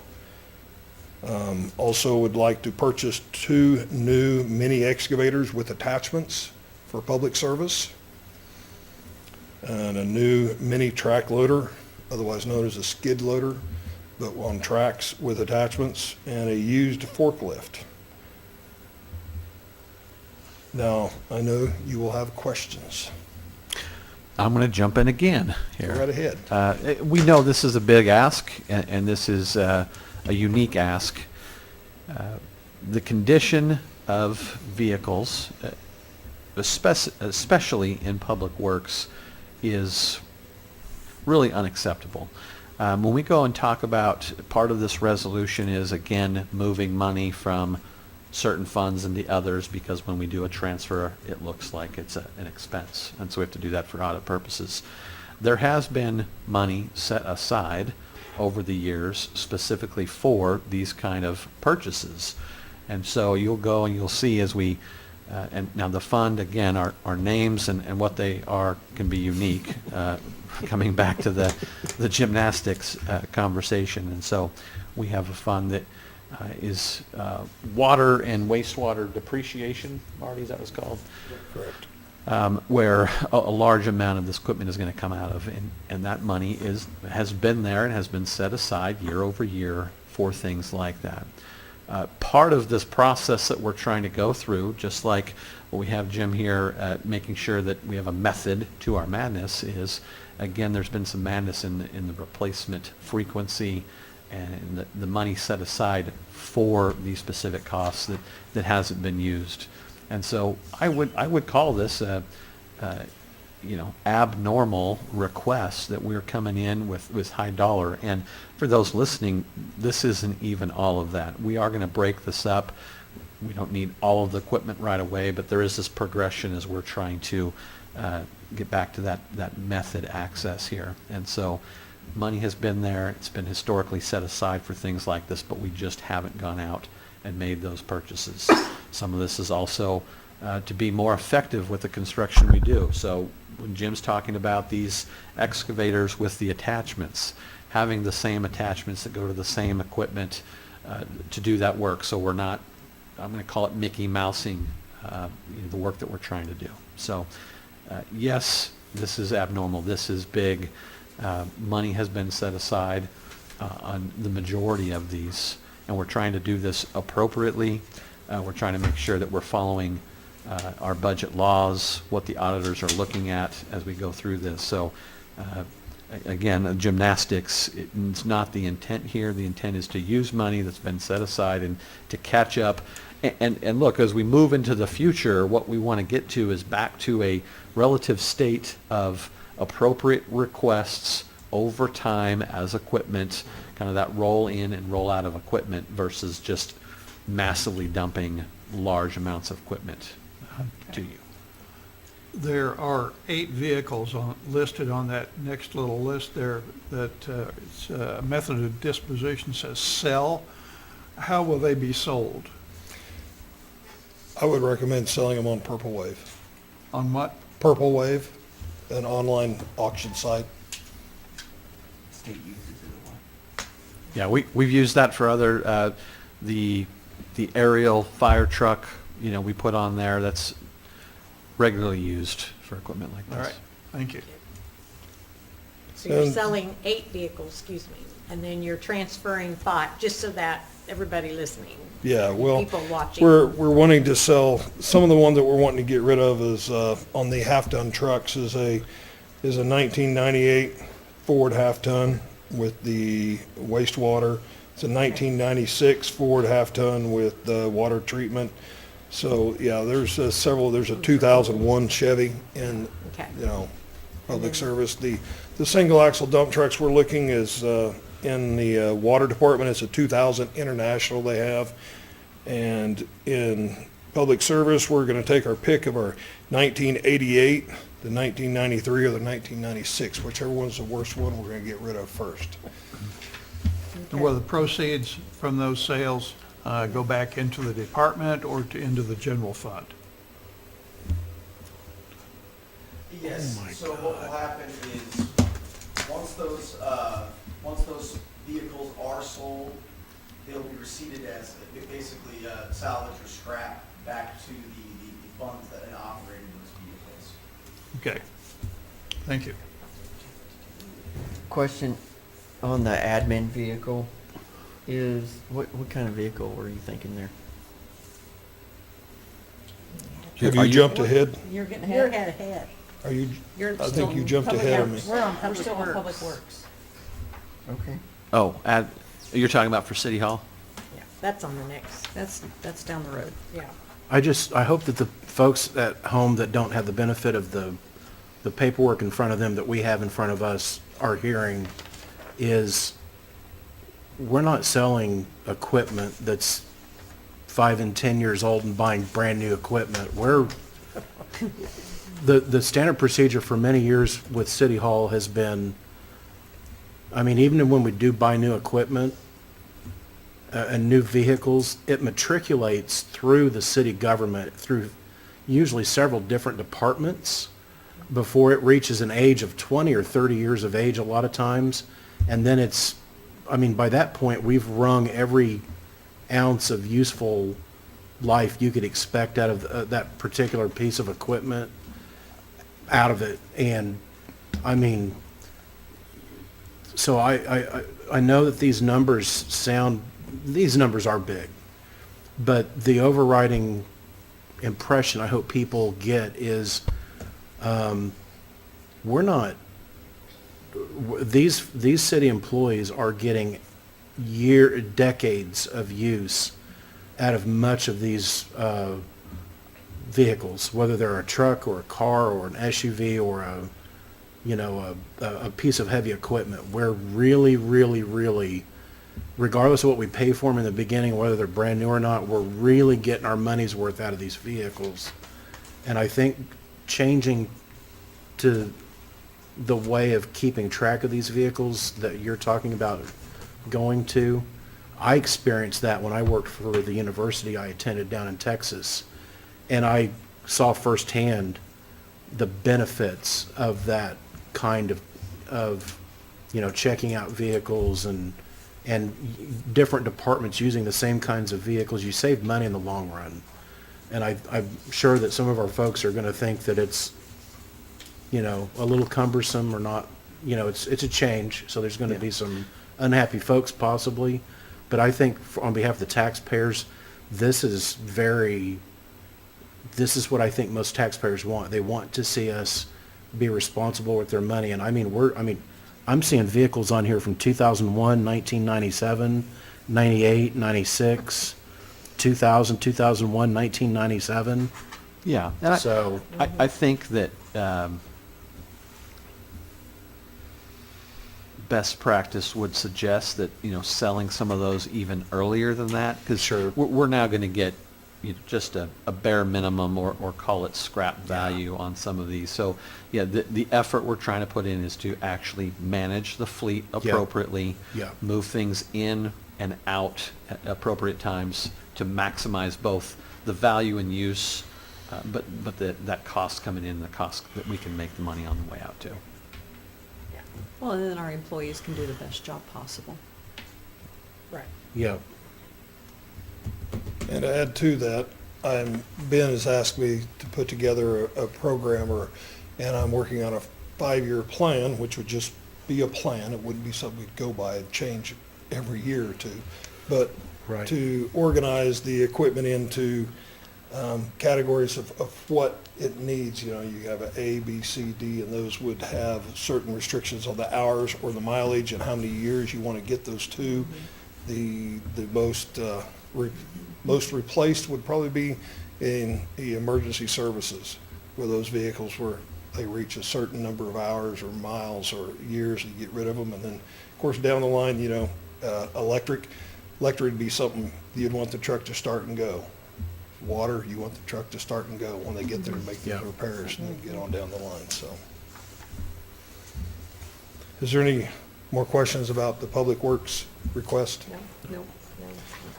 Next is the Parks Department. The newly formed Parks Department will oversee the airport, aquatic center, cemetery, golf course. They'll also perform the mowing and grounds work for the city facilities, the right-of-ways. 7 employees have been transferred from the Public Works or Public Service Department, which formerly oversaw the cemeteries and much of the mowing and the ground works for the city facilities. Currently, we have 3 trucks at state and federal surplus that are on hold, waiting for us. There's also one they have found at Green Country in Collinsville they have put on hold. And then the 2 trailers that are waiting to be built at John's Tire. They're 2 24-foot trailers. So they're also asking to purchase 2 club car carryalls, 2 used ones, 2 new ones, 1 new and 1 used, each for the cemetery and the golf course. And also a used half-ton late model pickup that would be used for the director and also for travel. A lot of this, some of this equipment that has been transferred to the parks from the public service. I know one of them, the transmission went out the other day, so we're making plans for repair or what we can do there, so. Some of these vehicles, and you know, golf is one example, and we'll get to the admin vehicle in a minute. We have, at any time, 25-plus staff using their own personal vehicles for city work, a variety of things, you know, just simple errands to going out and, you know, going to the hardware store and picking up equipment. You know, and talking to our insurance provider and looking at our vehicle policies, there's a much higher risk and liability there. Although they are supposed to bring their own insurance for those vehicles and others, there's an issue you get at when you have sent them out to do work, and it is still their personal vehicle, regardless of them having insurance, of what liability you have there. So a few of these, including what we're pushing down to departments, which are use the vehicles we have for those that don't regularly have a vehicle. If one's sitting there, you know, folks can use it. But the city hall vehicle, the golf vehicle, where there are 2 different managers going back and forth, we're also trying to reduce some of the use of personally owned vehicles for city business. And that is not the traveling to and from homes that we're talking about. That is once they have come into work with their personal vehicle and then having to take it to go do something in the course of business. You listed used club car carryalls, 2 of them. Did you list used ones because you already found 2 and had 2 in mind, or are you just listing that to go out and look for something? Go out and look for them. I believe that Jared has priced them already from the dealer that we do use. Like I said, those would be people carriers at the cemetery. They'd be used to move people around the cemetery for mowing, cleaning up. Instead of taking a vehicle and driving, they can take a weed eater and do those sort of things. It's kind of the same thing at the golf course. Because right now, I think the 2 units, or the units they have now, have hose reels in the back for when they hand water the greens, so they are in use most of the time. We've also been using golf carts to transport workers to go out and get work done, and we don't want those, our lease and the condition of those need to be something specific, not throwing in weed eaters in the back of them or hauling people That's right. around. Okay. All right. Do you have any more questions about that? Okay. Next one is facilities. The newly formed Facilities Maintenance Department will oversee the maintenance and repair of all city buildings. They will oversee building inspection, code enforcement for the city. One maintenance employee has been transferred from the airport, and 2 new employees will be hired, a maintenance person with a custodian person. They will join the 7 employees currently in this department. The used 3/4 ton pickup would be for the additional facilities person. The used truck would be for code enforcement. Right now, the individual in code enforcement is using the 2 pieces of equipment that we're going to get rid of, the 97 Jeep Cherokee and 2008 Ford F-150. Whichever one is working at the time is the one they'll use. If it's hot, they'll use the one that has the air conditioner that works part-time. If it's cold, they'll use the one that has the heater that works. So we're going to get rid of both of those. And the sedan is going to be for building inspection. Currently, building inspection is driving a Tahoe that will be transferred to the custodial use, as I think Ben hit on there a little bit, not to use their own personal vehicles, to carry supplies to go to other buildings to perform their duties.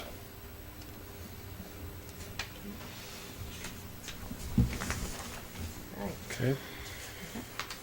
Okay, the last one is the fire department, police department administration. You was asking about the administration. That would be a sedan. Get a Toyota or an Impala.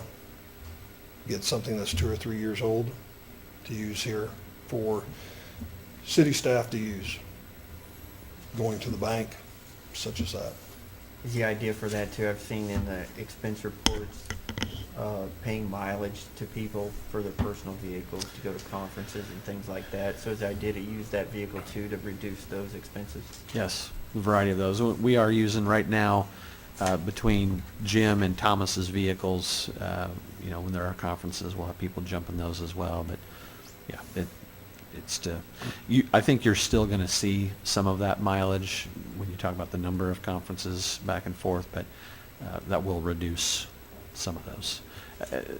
At the same time, if we get to a regular use here, then you also have someone that left for a conference for 2 days, and we're back to using personal vehicles. So we'll manage that appropriately amongst several vehicles that we have access to here at City Hall. I'm keenly aware as I talk to department heads and when I hear things, these are city vehicles for city work, not a particular individual's vehicle, and so we need to make sure that we all remember that, and hey, I'm not using this for 3 hours. Yeah, someone can jump in it and go and take care of work business. There's not this key stays in my pocket, no one else touches it. We want to not have that mentality. I think generally speaking, that mentality is already here. I'm not suggesting it is. Our staff work very well with each other, but again, when we emphasize the 25 plus staff using personal vehicles, that's that focus to get away from.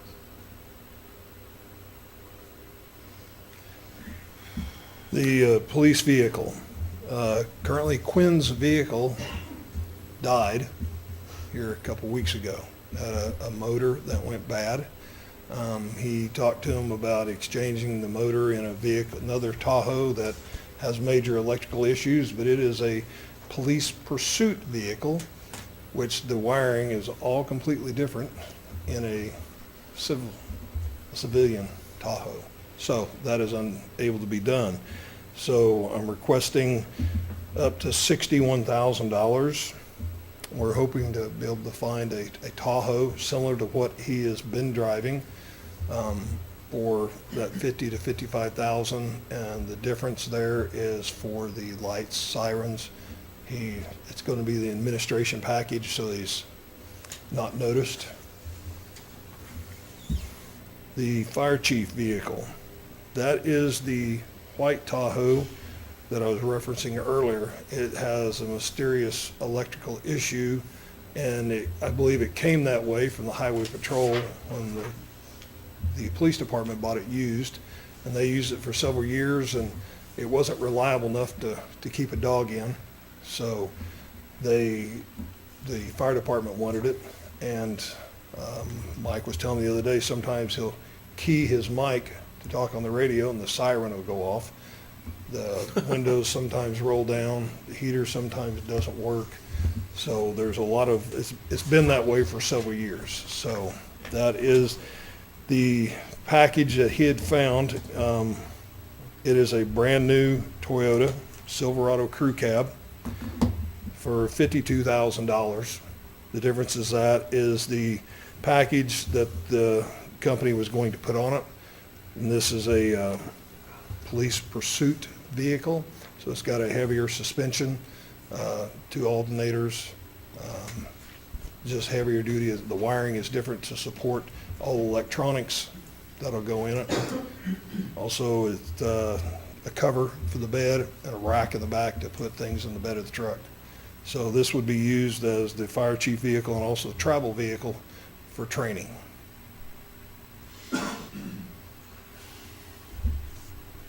I know things may change in the future, but what is your thoughts and plans on longevity of these vehicles? I would like to see this new vehicle be here for 12 to 15 years, depending on the mileage it gets, and that is right now. But I haven't completed our 5-year plan and putting that all together, the mileage and the years and what we want to see out of it. And also, I would like to start tracking maintenance of what we do, because that plays a big factor in if you keep something or not. If it's costing you a lot of money in maintenance, you want to get rid of it. So we need to start tracking and looking at that and come up with a plan. And we are currently working on that. Can you get an extended warranty on electrical issues? Well, the fire chief's truck will come with a factory warranty. So I just have one question. You're having to get a lot of reimbursement for your personal vehicle, are you not? When I'm going up into Topeka and Wichita, then I just do the standard employee mileage reimbursement, yes.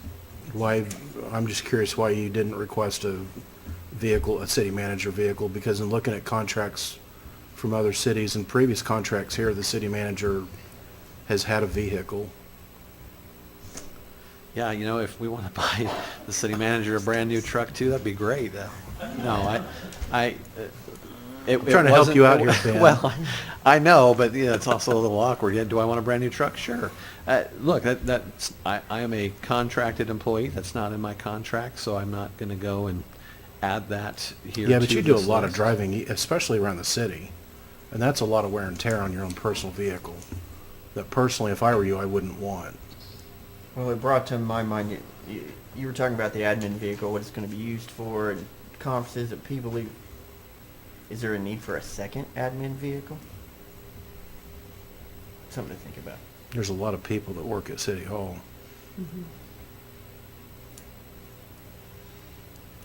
Jim, I heard they want to consider. get me a new truck, I so think let's Well, it put sounds that. like we can do that. Ben, I Well- think what we're saying is that request would most likely receive a favorable response. I mean, And something to look into to add to, yeah. And I was thinking what you just brought up, if somebody goes to a conference for 2 days and it just so happens on Wednesday somebody has to go to another conference Wednesday through Friday and that vehicle's out, and you have city business around town to do that second admin vehicle, or for anybody else could use it. Well, I Anyway, mean, just thought. you got a billing department that's got to go to the bank at least once a day too. I mean, you got people that work here at City Hall that are, every day they have chores or things that the duties they have to fulfill that take them briefly away from City Hall, so. you could do the math and figure out that maybe having that second admin vehicle is actually financially advantageous versus paying personal mileage. Yeah, we as can look into much that. in a year. That'd be for Marty, but Yeah, there's a lot of employees, again, going back to, that aren't charging us mileage, because, right, then it's like, it's just a quick in town, that does add up over time for those employees too, so, yeah, we can go look at that math and see That can also what cause we're a problem saving, if but someday they get into an accident and decide they want all that money. I've seen that happen at a place I worked at before, and it got nasty. It's just better if people are driving a company vehicle from a legal standpoint. Am I correct, Mr. Attorney? There's pros and cons to any decision. Now, I'm trying to help you too. I'm not getting a lot of help from the table down there tonight. Are you okay with all this? The question I have is, we have all these that you want to buy. What is your priority list from this list? All of it. Probably be the Parks Department, Okay. because they need vehicles right now. Okay. Yeah. Because here in another, hopefully in 60 days, they'll be mowing grass. Okay. Yeah. So we need to have some 3/4 ton trucks, some trailers to Yep. load up the 26 mowers the city already has, Okay. so they can start mowing. So that department, that would be your main priority right at first, right? That is correct. What's your second? Just curious. Probably be, well, actually, I probably should have said the emergency response vehicles, because one of them's afoot right now. So that would be the one, the Oh, we don't want Parks him walking Department. everywhere. Oh, Probably be the emergency response vehicles, the fire chief and the police chief. Okay. Okay. yeah, that's a difficult question to ask, although a good question on priority, because as I mentioned, this isn't even the full list. You know, Right. when we presented initially on our road plan, we quickly at the end of that meeting, broached the subject of equipment and what that dollar value is, and that's it was nearly $2.5 million, just in public works as we start looking at what we have and its capabilities. So, there will be, this is going to be more. We didn't want to just show up with $2.5 million, and just give a blanket for the next 8 months when can you find it. So we are coming back to this from a level of priority as you start looking at the equipment we have and what we're trying to replace. There's a lot of that through the city. So, I think Jim's right, emergency service right away, public works, but there is water lines and there is the street repair and all of the rest of these as well need to be done. Then I'll move to approve Resolution R-25-11 as presented. I'll second. Motion is made by Commissioner Faulkner, seconded by Vice Mayor Van Oster to approve Resolution R-25-11 as presented. Mayor Maples. Aye. Commissioner Edwards. Aye. Commissioner Hendricks. Aye. Vice Mayor Van Oster. Aye. Commissioner Faulkner. Aye. Thank you, Jim. We will now have the city manager's report.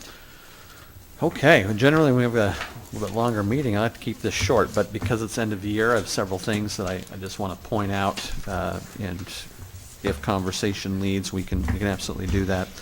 The first thing I want to mention, before I came here, your interim city manager, Tim Wilson, had been trying to schedule a meeting with the lieutenant governor for a variety of topics that we wanted to sit down with, and it's been rather slippery to get that. And you have to fill out a form, you put very specifically who is coming, what topics are there, and then you kind of wait to get that. And then the holidays hit. And so we finally have got something nailed down. We're hoping it sticks.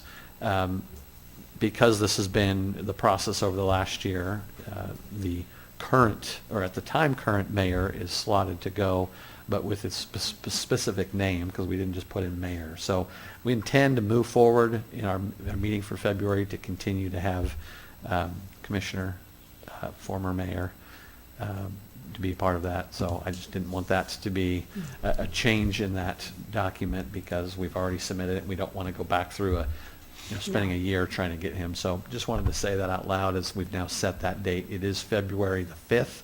I will be up in Topeka for SEK Day on the Hill on the 3rd and 4th, and then staying there so we can get the Lieutenant Governor that day as well.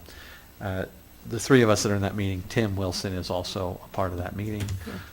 And the subjects that although Tim, I think, did a pretty good job of trying to include any subject that we want to talk about, they also want you to get specific. And so water, colleges, roads, I think there's one more on that, and then, all Levy? others that we can squeeze in that time. Hey. We only have 30 minutes with him.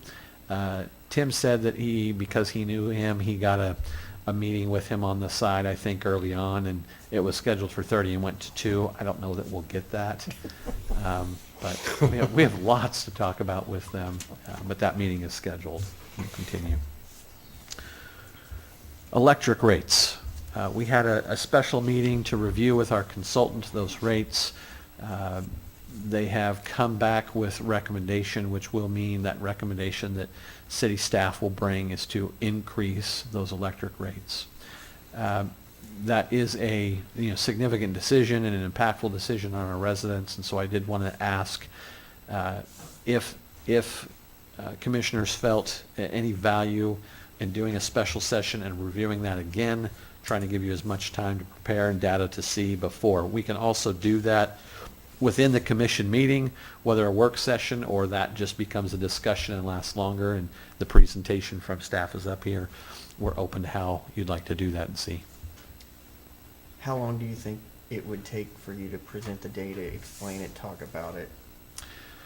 Well, I want to say when we did this last time, we were here for an hour and a half. It took about an hour to go through that. You had a lot of initial questions.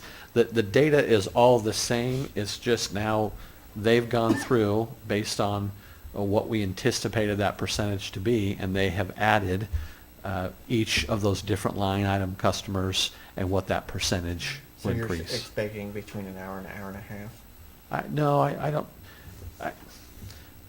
To be frank, I think we can get that done in 30 or 45 minutes. We're really, you've seen it all. We're just coming down now to a specific sheet on, residential, commercial, and the breakdown of that and what the percentage is.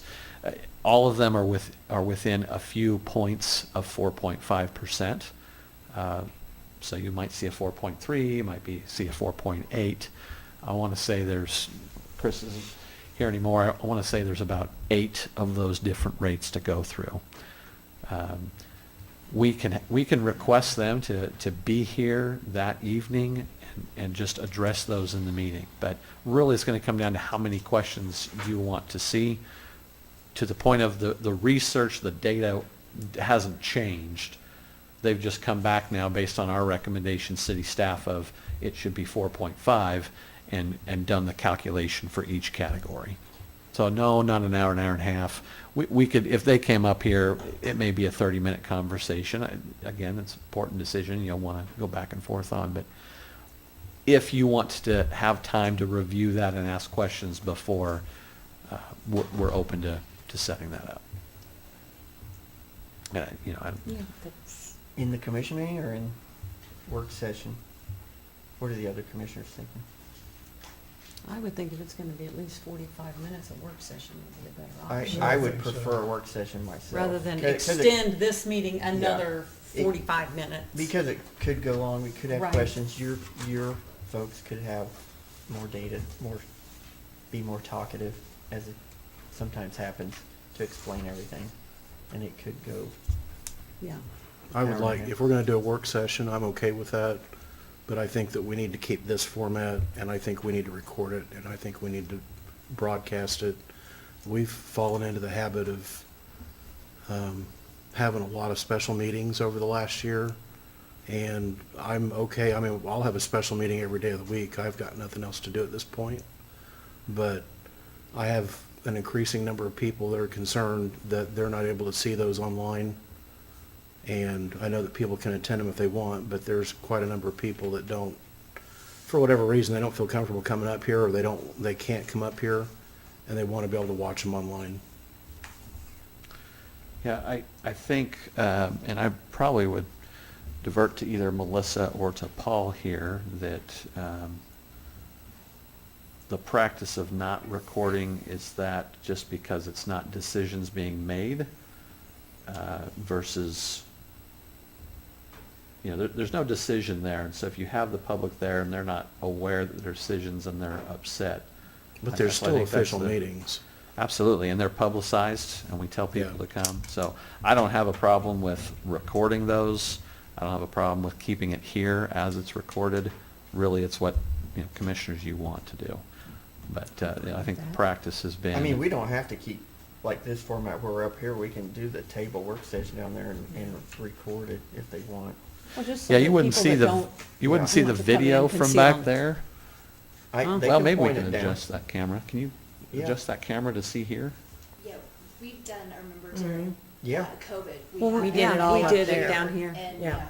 it Oh, was- you it did, was didn't fun. you? Uh-huh, Yeah. yeah, we Yeah, did. you can. Yeah, That's we fine. distanced ourselves. And it did fine. Yeah, I think the work sessions just have more of an informal feel to them too.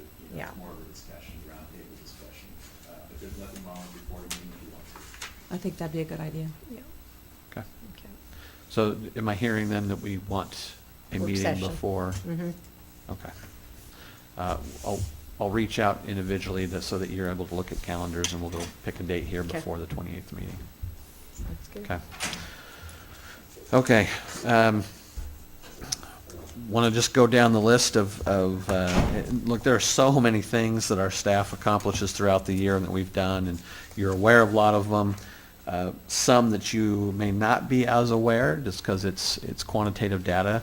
I want to go through. So, Police Department, the FBI Uniformed Crime Report, UCR, published by Kansas Bureau of Investigation, KBI, indicated Coffeyville's Part 1 crime over rate had decreased to 39.6 crimes per 1,000 people. This is the lowest known crime rate for Coffeyville since the Uniform Crime Report has been published. These are your,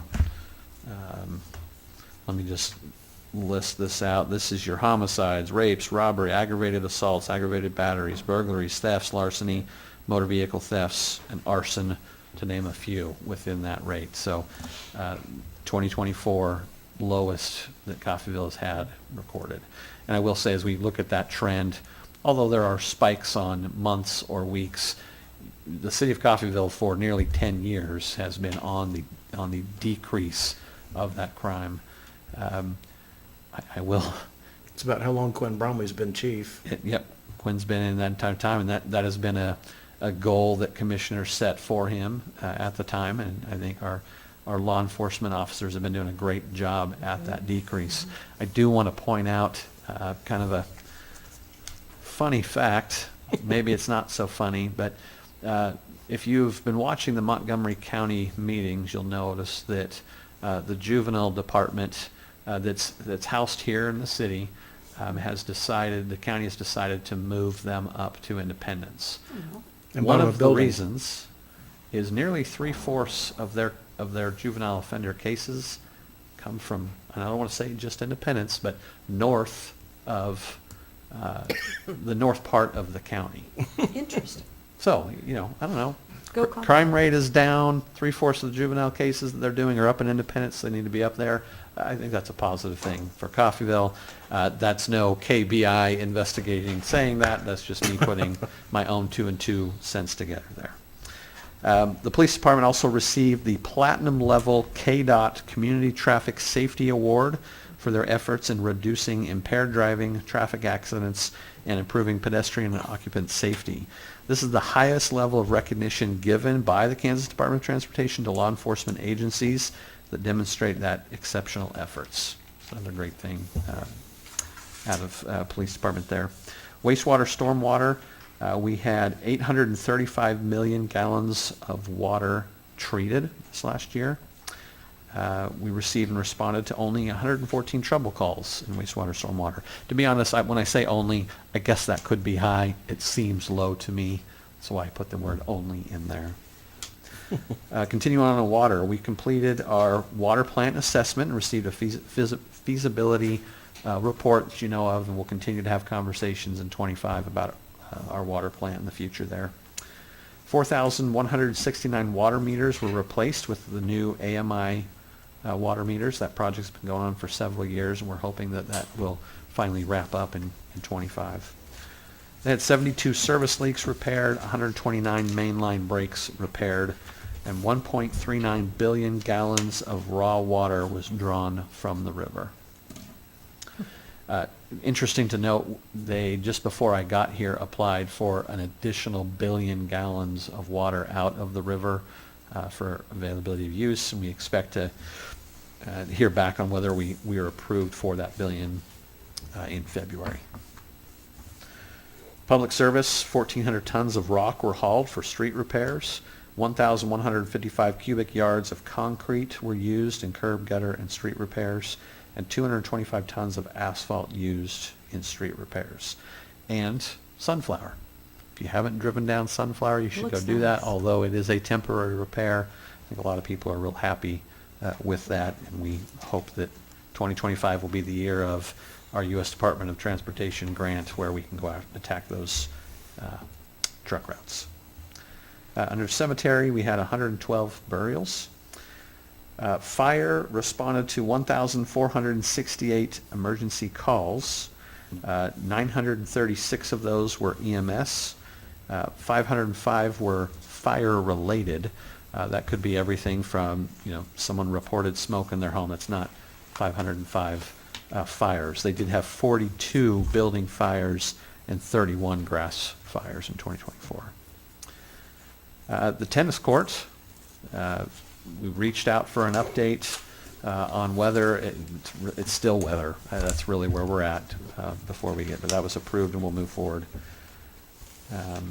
Interest income, you will notice that at the second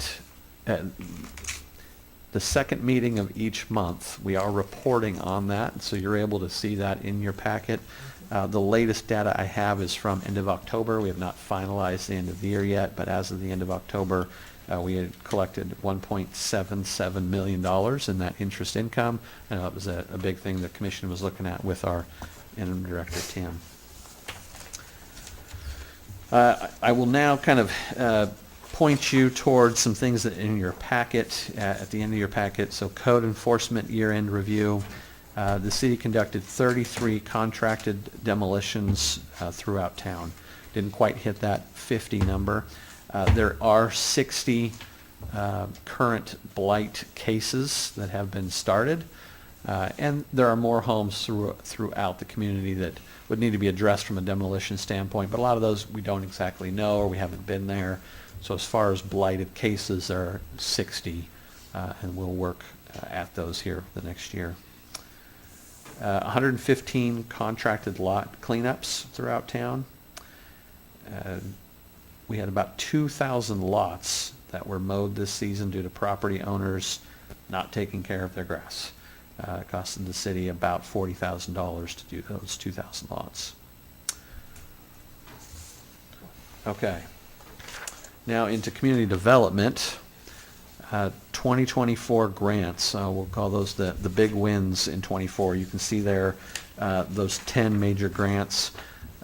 We have not received, I think we've received about $700,000 in grants, but we have been awarded nearly $8 million in grants in 2024. And that is excellent. We hope to continue that. Of course, with the new administration and how grants come and go, we may have a low year where there's not as many available there, but we're really excited for how our department heads have come together and how Amber has led that project to get those grants, and hope we have some big ones coming through this next year. But you will see those 10 listed on your sheet there. I won't go through each of those. Just to summarize those grants on that second page, there were 43 grants were submitted with a total of $19,215,000 in grant requests. Sorry, it's not closer to 8 million. It's closer to 7 million. It's 7.22 in that grant funding. There's also a list there of a lot of other grants that are coming up. And I am missing a sheet. Oh, here it is. One more sheet. So emergency repair program, we did 35 projects. The Paint the Town program, there was 36 homes. Down payment assistance program, probably not as well known. We made a few adjustments to that. We did have one family became first-time homeowners and helped with that assistance. And then our downtown grant program, we've revamped the program in 2024. Applications are due in 2025, and we have a number of people who are lining up to apply for that. The new construction, we've mentioned the 2 homes are done. One should be closed as of January. You can see some of the budgeted actual cost there on that sheet. And with that, I believe I will end it at that. Happy New Year. That's 14 days ago, but it's our first meeting. Well, Happy New Year. Yeah. Any New Year. comments from commissioners or staff? Happy New Year to everybody. So, I just want to say, since you asked for comments, Public Service did a great job when we had our cold and snow and everything.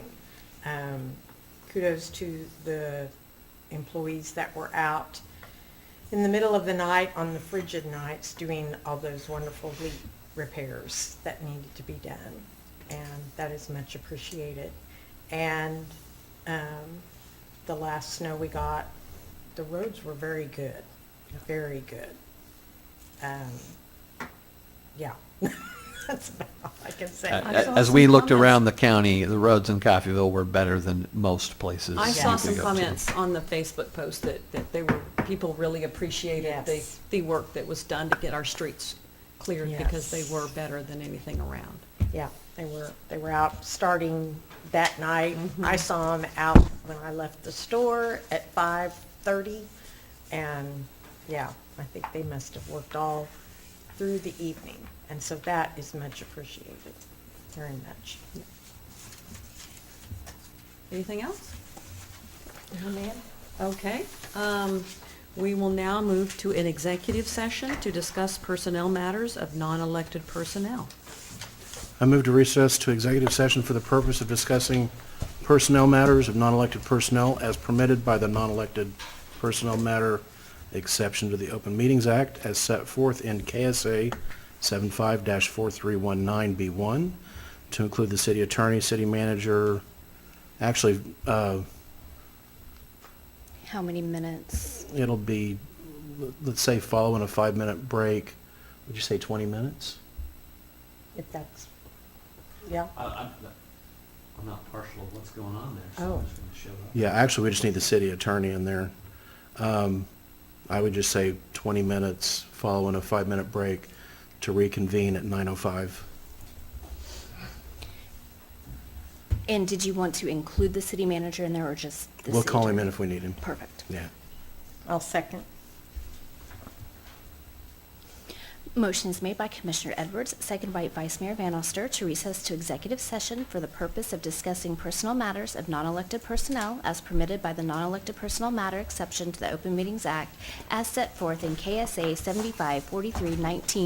75-4319B1 to include the city attorney and possibly the city manager for a period of 25 minutes to reconvene in the commission room at 9:05 p.m. Commissioner Edwards. Aye. Commissioner Hendricks. Aye. Vice Mayor Van Oster. Aye. Commissioner Faulkner. Aye. Mayor Maples. Aye.